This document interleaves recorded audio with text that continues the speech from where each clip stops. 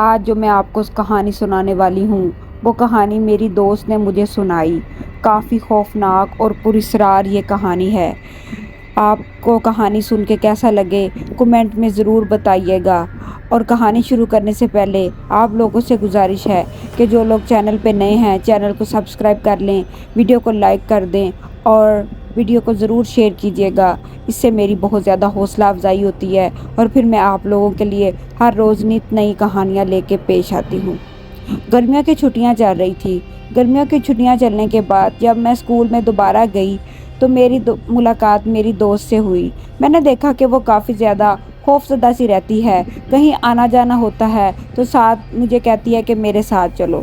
میں نے 2-4 بار ندا سے پوچھا کہ ایسی کیا بات ہے کہ تم گرمیوں سے پہلے تو بہت زیادہ شوق چنچل اور بہت زیادہ اچھی کھیلنے والی بچی تھی، لیکن جب تم اب واپس آئی ہو تو تم بہت زیادہ خوفزدہ بھی رہتی ہو، کہیں سنسان جگہ پہ جانے سے بھی ڈرتی ہو۔ ایسا کیا واقعہ تمہارے ساتھ پیش آیا؟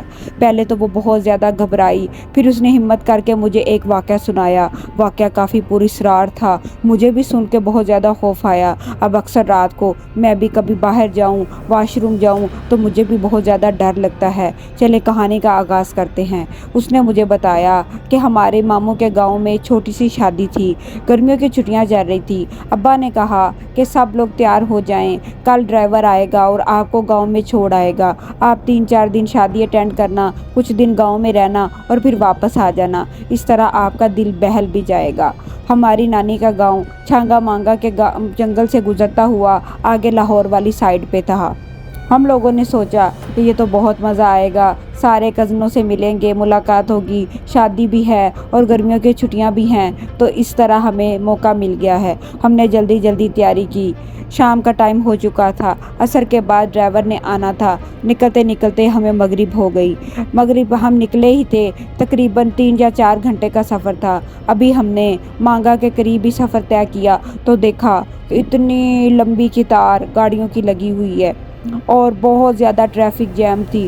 دونوں سڑکوں پہ صرف رکشے، بڑی گاڑیاں، چھوٹے سائیکل، موٹر سائیکل، گاڑیاں، کاریں، چھوٹی، ہر طرح کی ٹریفک تھی۔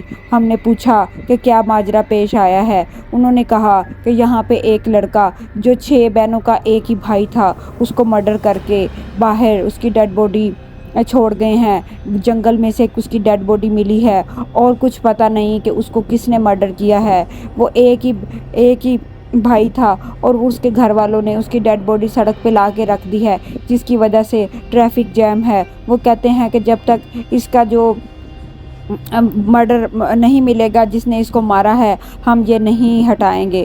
کافی دیر انتظار کیا، عشاء ہو گئی۔ عشاء کے بعد جیسے جیسے ٹائم گزرتا گیا، 10، 12 سے 1، ادھر ہی ایک ڈرائیور گزر رہا تھا۔ اس نے رستہ شارٹ کٹ لیا۔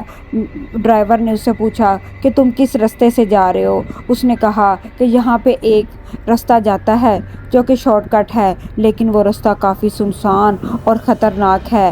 مجھے وہ رستہ پتہ ہے، اس لیے میں اس رستے سے جاتا ہوا باہر مین سڑک پہ آ جاؤں گا۔ ہمیں کافی دیر ہو چکی تھی۔ ادھر ہمیں کالز آ رہی تھی کہ مہندی کی فنکشن شروع ہونے والا ہے۔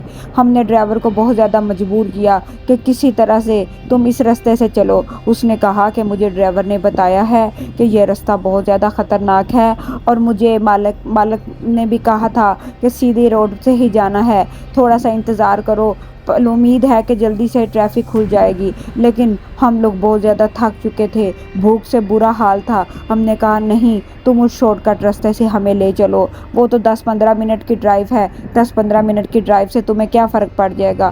خیر ڈرائیور ہماری باتوں میں آ گیا۔ اس نے ادھر سے گاڑی نکالی اور اس شارٹ کٹ راستے سے ہو چلا۔ رات 2:30 بجے کا ٹائم تھا، موسم بھی کافی خراب ہو چکا تھا، بجلی چمک رہی تھی، عجیب سی آوازیں آ رہی تھی۔ جیسے ہی ہم لوگ چھانگا مانگا کے جنگل سے اس راستے پہ نکلے، ہمیں ایسے محسوس ہونے لگا کہ آج کی رات ہمارے پلے پڑ جائے گی اور یہ آخری رات ہے، ہم کبھی بھی اپنے گھر والوں سے واپس نہیں مل سکیں گے، کیونکہ وہ راستہ عجیب سا تھا، عجیب سا اندھیرا تھا۔ گاڑی کی لائٹ چل رہی تھی اور باقی ہر طرف اندھیرا تھا۔ کسی طرف سے کوئی آواز نہیں آ رہی تھی، ایسے لگ رہا تھا دور دور تک کوئی آبادی نہیں ہے، ہر طرف سناٹا چھایا ہوا تھا۔ اتنے میں ہمیں عجیب سی آوازیں آنے لگ گئی، گاڑی میں کافی گھٹن ہو رہی تھی۔ ہم نے گاڑی کے شیشے کھول لیے، گاڑی تیز چلتے ہوئے بھی ایسا محسوس ہو رہا تھا کہ گاڑی بہت آہستہ چل رہی ہے۔ اچانک وہاں پہ ہمیں سڑک کے بالکل سامنے ایک عجیب ویران سی چیز نظر آئی، ایک عجیب چڑیل جس نے سفید کلر کا لباس پہنا ہوا تھا، جس کے بال بہت زیادہ لمبے تھے، اس کے منہ سے خون نکل رہا تھا، عجیب سی ہنسی سے وہ مسکرا رہی تھی اور وہ تیزی کے ساتھ ہماری طرف بڑھ رہی تھی۔ ڈرائیور جو بہت زیادہ کوشش کر رہا تھا کہ تیزی کے ساتھ گاڑی کو چلائے اور ہمیں اس سڑک سے پار لے جائے، لیکن وہ چڑیل آگے آگے بڑھتی جا رہی تھی۔ ایسا لگ رہا تھا جیسے اس نے ابھی ہی کسی انسانی گوشت کا شکار کیا ہو یا کسی جانور کا شکار کیا ہو۔ ہمارے سے یہ سمجھ باہر تھی۔ ہم نے تیزی سے آیت الکرسی پڑھی، اللہ کا نام لیا، کوشش کی کہ ہماری آنکھوں سے وہ منظر اوجھل ہو جائے، لیکن جیسے ہی ہم آنکھیں کھولتے ایسا ہی محسوس ہوتا۔ ادھر 2-3 گاڑیاں جو ایکسیڈنٹ میں کھڑی ہوئی تھی وہ بھی نظر آئی۔ ہمیں کچھ سمجھ نہیں آ رہا تھا۔ ہم نے کلمہ شریف پڑھنا شروع کر دیا۔ ڈرائیور نے ہمت کی کہ کسی طرح سے یہ رستہ پار ہو جائے۔ اسے ایک سائیڈ پہ سڑک نظر آئی، اس نے گاڑی اس سڑک کی طرف موڑ دی۔ ہم تیزی کے ساتھ گاڑی کو چلاتے چلاتے آگے کی طرف بڑھے۔ وہ چڑیل بہت تیزی کے ساتھ ہمارے پیچھے آ رہی تھی۔ ہمیں ایسا محسوس ہو رہا تھا کہ ابھی جیسے ہماری گاڑی کو اٹھا کے کہیں دور پھینک دے گی اور ہمیں چیر پھاڑ دے گی۔ خیر، اللہ کا نام لیتے لیتے ڈرائیور نے بہت سپیڈ کے ساتھ گاڑی چلائی اور ہم لوگ تیز چلتے گئے۔ آگے جب گئے تو وہ سڑک ایک حویلی پہ جا کے رکی۔ ہم نے جب حویلی پہ گاڑی روکی تو کچھ دیر تک ہم لوگ لمبے عجیب سے سانس لیتے رہے۔ ہمارا سانس پھول چکا تھا، ڈرائیور بھی عجیب طرح سے ڈرا ہوا تھا۔ ہم بہت زیادہ ڈر چکے تھے۔ ہم زیادہ افراد نہیں تھے، ہمارے ساتھ اور کوئی بڑا نہیں تھا، ہماری والدہ تھی اور ہم چند بہن بھائی تھے۔ ہمیں لگ رہا تھا کہ آج ہم مر جائیں گے۔ اتنے میں ہم نے گاڑی کا ہارن بجایا۔ 2-3 دفعہ ہارن بجنے کے بعد اس حویلی میں سے 2 بچے اور ایک بوڑھیا عورت نکلی۔ ایک آدمی بھی ان کے ساتھ تھا۔ اس نے ہم سے پوچھا کہ آپ کہاں سے ہیں؟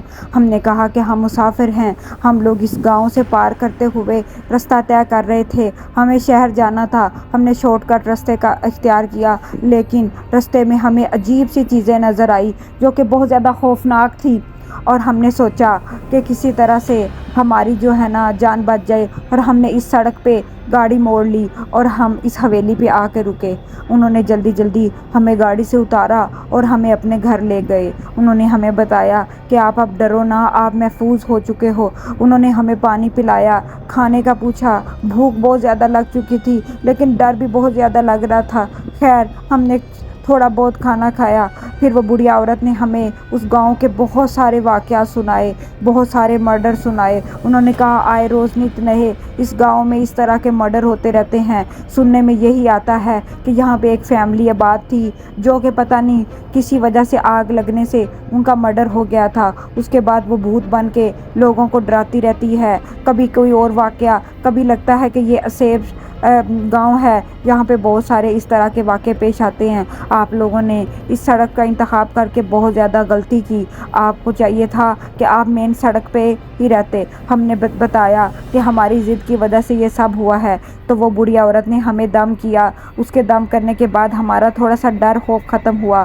صبح فجر ہوئی، اذان جیسے ہی شروع ہوئی ہم لوگ اٹھے، صبح کی روشنی پھیل گئی، ہم نے نماز پڑھی، ناشتہ کیا، اور ہم لوگوں نے ان فیملی والوں کا بہت زیادہ شکریہ ادا کیا، اور پھر ہم لوگ مین سڑک سے جو ہے نا وہ شہر کے رستے پر آ گئے۔ وہ جو حویلی والے تھے وہ ہمیں آدھے رستے تک چھوڑنے بھی آئے۔ اللہ تعالیٰ نے نیک انسانوں کو بھی دنیا میں بنایا ہے، لیکن اس کے بعد یہ ڈر ہمارے اندر بیٹھ گیا اور ہم اس واقعے کو کبھی نہیں بھول سکے۔ پیارے بچوں، کبھی بھی سنسان رستے پہ رات کے اس ٹائم سفر نہیں کرنا چاہیے۔ آپ مجھے کمنٹ میں بتائیے گا کہ اگر آپ پہ ایسا وقت آئے تو آپ کیا کریں گے، آپ کیا فیصلہ کریں گے کہ آپ کو مین سڑک پہ جانا چاہیے یا گاؤں کا رستہ اختیار کرنا چاہیے۔ یہ جنات اور خوفناک چیزیں ہمارے ارد گرد موجود ہیں جو پھر وقت آنے پر ہمیں ڈراتی ہیں۔ بجائے اس کے کہ ہم اچھا فیصلہ کریں، ہمیں چاہیے کہ ہم اس وقت اللہ کو یاد کریں، استغفار پڑھیں اور سفر کی دعا پڑھیں۔ ویڈیو اچھی لگے تو لائک کر دیجیے گا، چینل کو سبسکرائب کر دیجیے گا۔ اللہ حافظ۔